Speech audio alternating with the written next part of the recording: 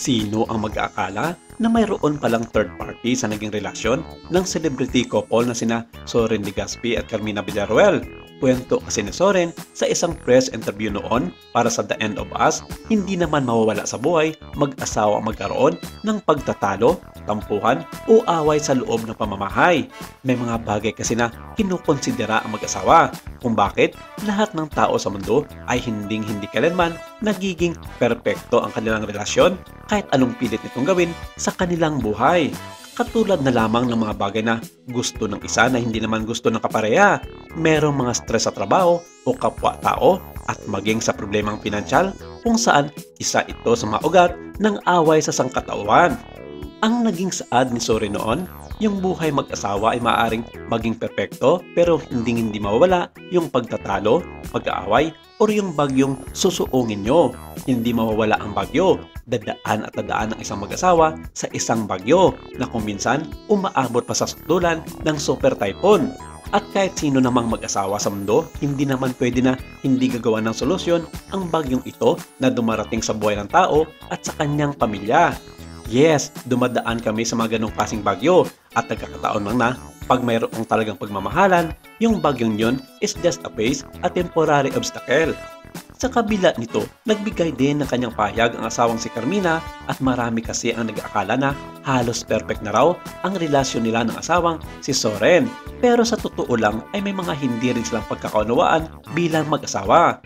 At sabi nga nito na hindi sa lahat ng oras ay magkasundo sila lalong-lalo na sa mga bagay na gusto ng isang lalaki o gusto ng isang babae na makuha ito labag man sa isang pamilya, lalong-lalo na kung pag-uusapan ay pera at mga bagay na diangkop para sa kabuuan bilang isang pamilya.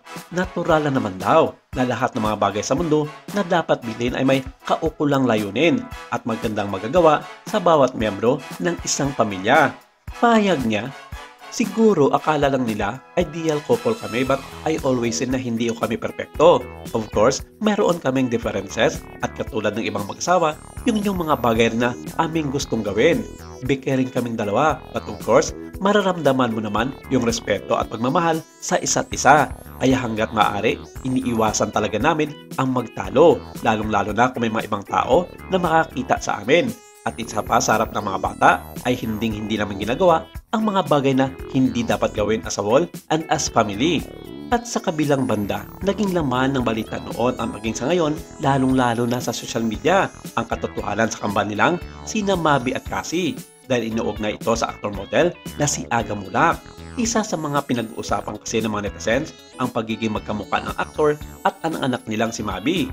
Pero nilinaw na noon pa man ng aktres na si Carmina sa kanyang naging interview kay Christopher Min sa programa nito noon sa ABS-CBN na Christy Per Minute na walang kaugnayan ang kanyang kambal kay Aga Mulak dahil imposible ito na mangyari dahil pinsang buo sila ng aktor sa kanilang mother side. Kaya wala nang puwang sa kanila ang mga sinasabi ng taong bayan at mga marites ng social media para ipa-DNA test pa ang kambal para patunayan ang kanyang pagkatao. Isa pa sa mga katanungan ng mga netizens na sinagot na noon ni Aga at Carmina ay kung bakit sa kabila ng issue tungkol kina Mabi at Cassie ay nagkataon rin na kambal ang naging anak ng aktor at ng kanyang asawang si Sharlene Gonzalez. Tila may kaugnayan raw ito sa kambal ni Carmina at Soren Legazpi dahil nananalaytay na mismo sa dugo ni Aga ang pagkakaroon ng anak na kambal. So malaki ang posibilidad na tama nga ang hinala ng lahat na posibleng anak mismo ng aktor, sina Mabi at Cassie Legazpi. Nakakaloka, di ba?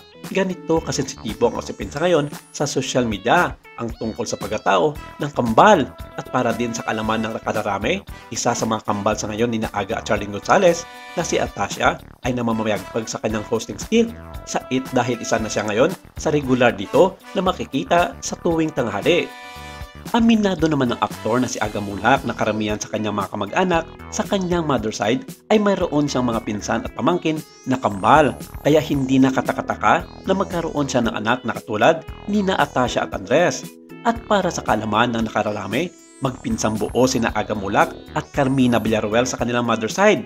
at isa ito sa magpapatunay kung bakit pareho silang may anak na kambal. Dahil ang ina ng aktor na si Mami Anita Ades Aquino ay pinsang buo ng ina ni Carmina na si Mami Carmen Aquino Villaruel. At sa makatuwid, ang kambal na sina Mabi at Cassie ay third cousin ni Natasha at Andres na bagay naman na papatunayan sa muka na magkahawig sila dahil nananalaytay sa kanila ang dugong Aquino sa kanilang mga lola. Maraming salamat. Ito lang muna ang ating update for today.